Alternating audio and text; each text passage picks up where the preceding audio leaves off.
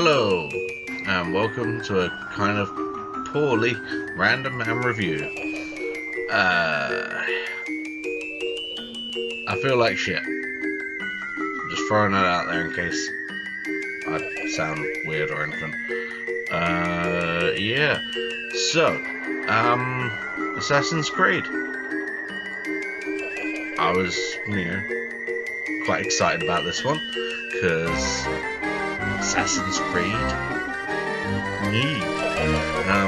The last couple of games haven't been so good, but just the whole idea and that universe is still quite interesting. And for God knows how many years I've been saying to people that if one game would make a good film, it's Assassin's Creed, because with the whole Animus thing, you've literally got the entire length of human history to set your story in. And it's not a bad film. Unfortunately, it has the same problem as the games. The stuff outside the Animus is, a bit bloody boring. And the film, I'm not sure how long the film was. It only seemed to be about, sort of an hour and a quarter, maybe an hour and a half, something like that. But I don't actually remember the runtime. But it felt very short. Kind of. Actually, no, it just done like 2 hours. But yeah, it's kind of that runtime. There's probably only about half an hour, so I had spent inside the Animus, reliving all these cool assassin memories. The rest of it was, Templar whisperings, and that's the bleeding effect, where things from the simulation, things from the memories start bleeding through to today. Oh, okay. And that leads to some kind of cool little scenes. Michael Fassbender's pretty good in it. I don't know how you say her surname, but Marion Cotillard. I don't know. It's her. Very pretty. And again, pretty good in the film. And why is it every single time I do one of these, why don't you buy some antivirus thing that you don't have? Because I don't want it. That's why I do not have it. Jesus. Admittedly, the thing sort of comes up and kind of covers my face, so good times. But yeah,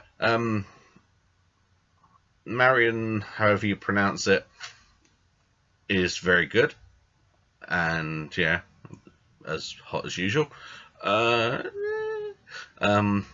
Michael Fassbender plays a guy with the most Irish name ever.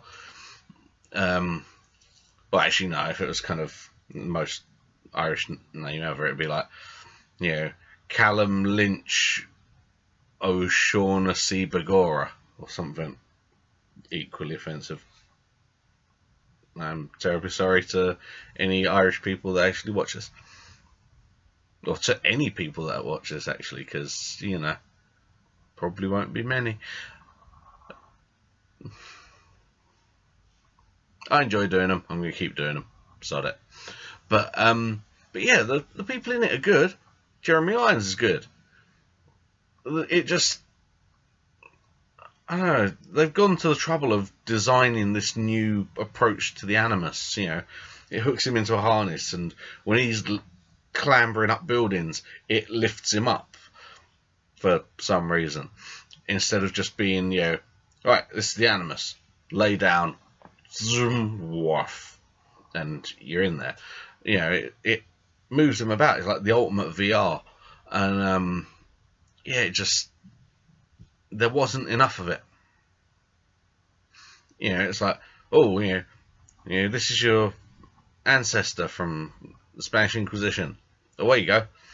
And then he's in there for 5 minutes, and then they take him out, and then there's big section of not in there where they're just talking about why he's so important and why he has to do this, and you know, and it just, and then he goes back in for another sort of 10 minutes and very cool scenes, but then he's back out again, and then it's just, I don't know, it needed to focus more on the assassin stuff instead of focusing on him and all his stuff.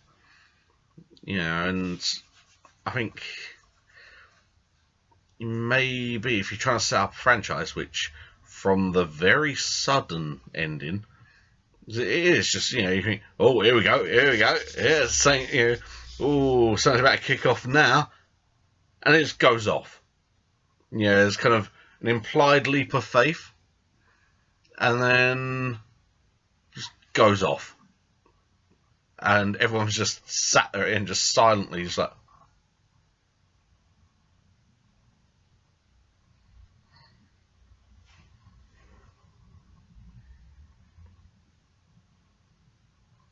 huh, okay, and then getting up and leaving. But yeah, it felt like there was something else happening. You know, like Return of the King, where, you know, the 15 different ending points to that. You think, oh, that's a weird place to end it. Oh no, there we go. Just carrying on. Okay. Oh, that's not a bad ending. Yeah, sure. Okay, go to get up. Oh wait, no. Okay, now it's over. Right, I gotcha. Oh, no.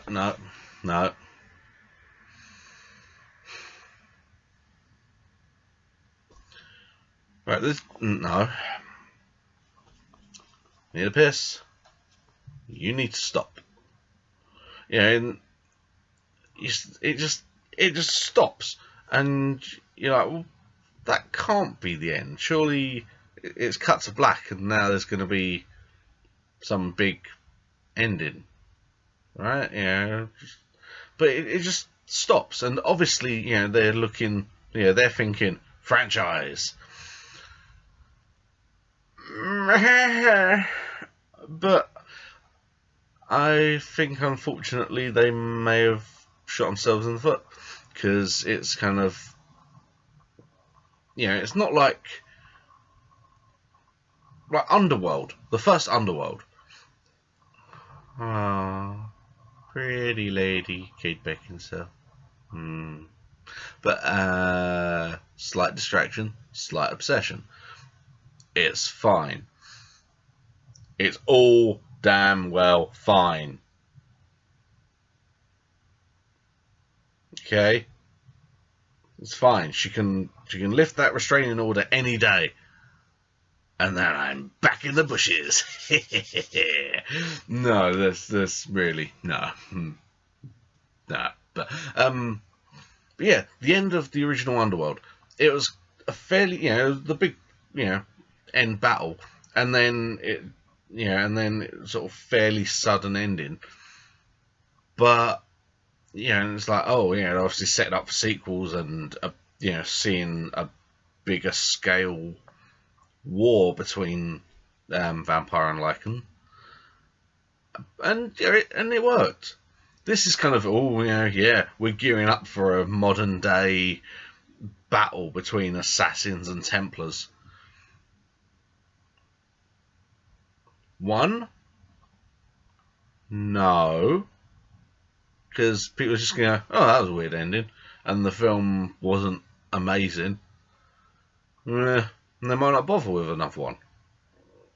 If, you know, there's a lot of bad reviews coming out about this one, so they may not get a sequel, which means this is just a not that great, not that great film with a really unsatisfying ending, and that's a bit of a problem for a franchise.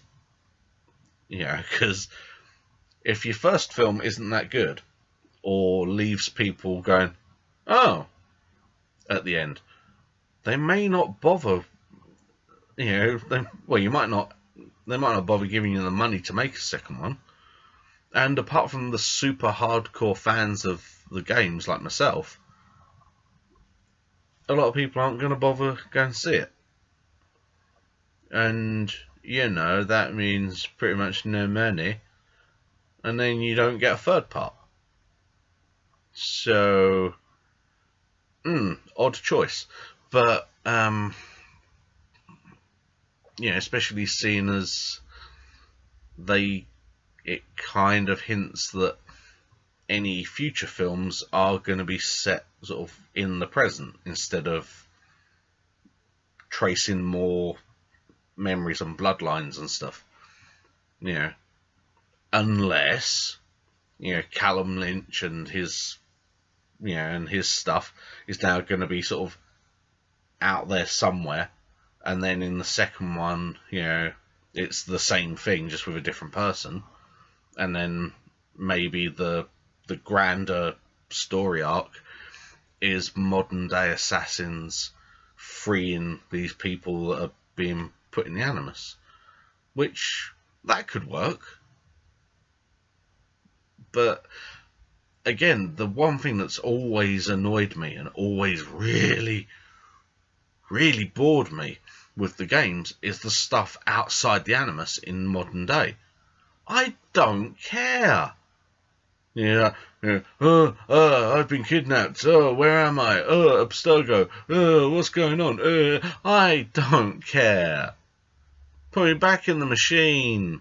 Let me jump off rooftops and skewer people with wrist blades. And I should have put my wrist blades on for this review. I should have had a hood. Balls. I was just thinking, right, time to do my review. I feel ill.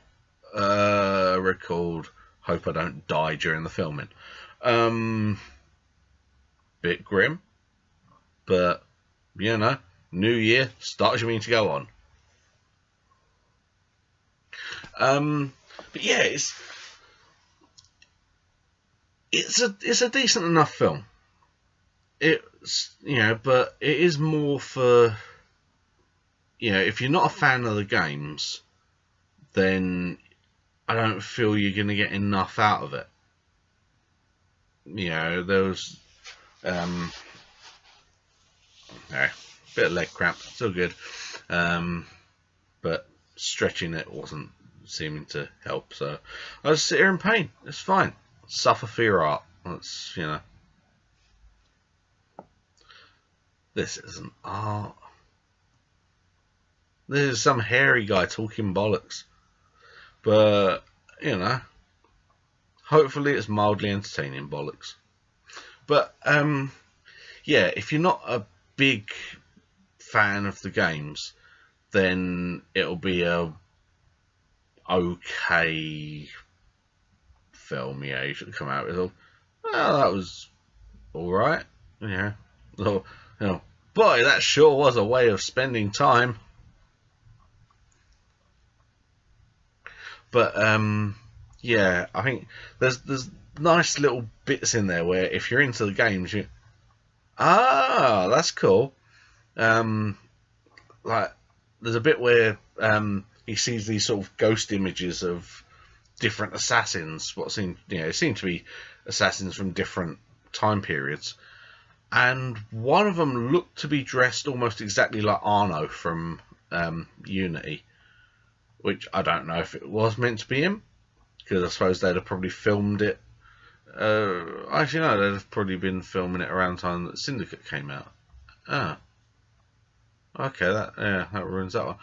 I don't know, but yeah, it was. So I don't know if it was meant to be him, but it kind of looked like him, and I spotted him and went, "Oh, that's cool." Yeah, obviously, seeing a like Ezio in there somewhere would have been very, very cool, and sort of, they don't have to tie it directly in with the games. Yeah, don't have to mention, oh, yeah, blah blah blah. We tried this once before with Subject 13 or whatever Desmond's code name was, but just to kind of hammer it home that you need to play the games to understand exactly what's going on. But just I like little nods like that, and there were a couple of bits in there that if you play the games, okay, that's cool. Yeah. But yeah, I don't know, there weren't enough of those for the sort of long-term fans. There wasn't enough broad-reaching references and information for anyone that's never played one of the games before and just seen a trailer and thought, "Oh, that looks good. We'll go watch that." So yeah, it sort of falls into this little middle ground, which is unfortunate. Doesn't quite appeal enough to the hardcore fans, doesn't quite appeal enough to people that don't even realise it's based on a game.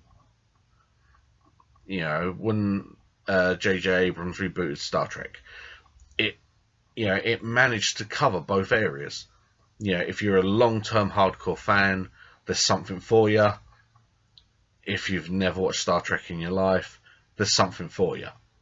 So you can go into it having never watched an episode of Star Trek before in your life and still come out of it knowing exactly what's going on and having that, having just as good an experience as someone that's seen every episode and every film and has all the comics and books and t-shirts and an army of figures on the wall, and and as you might be able to see behind me there, some of the starships.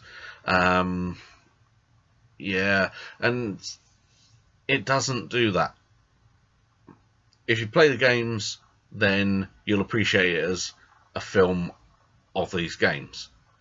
If you've never played the games, it's an okay sort of action, sort of sci-fi kind of film.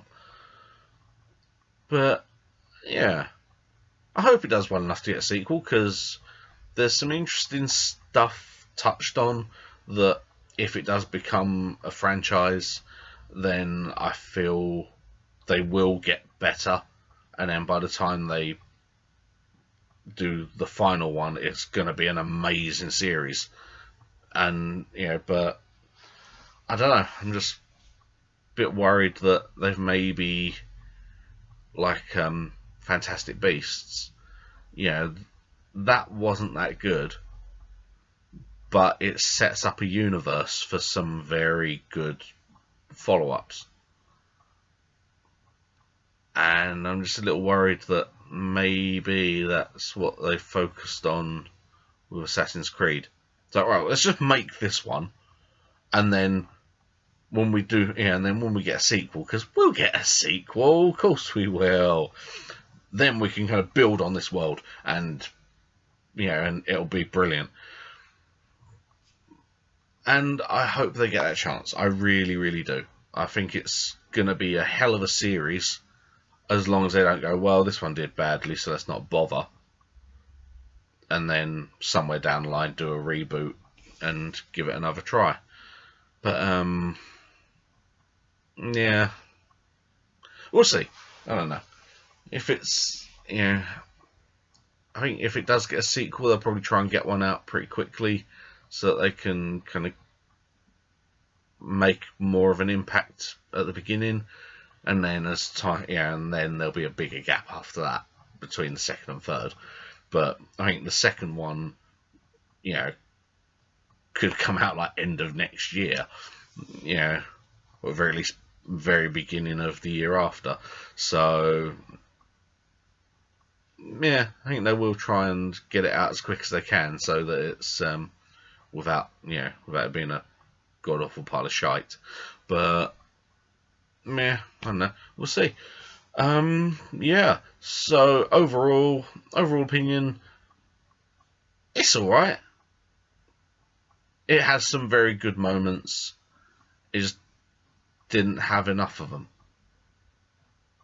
But I suggest you see it, because the more people that see this one, the more likely we are to get the what should be much, much better sequel. So yeah, go see it. Keep an eye out for the little Easter eggs and stuff. And yeah, thanks for watching. I'll let you get on with your day now. Yeah, thanks for watching. I'll see you next time. And now from Randomman, it's bye-bye.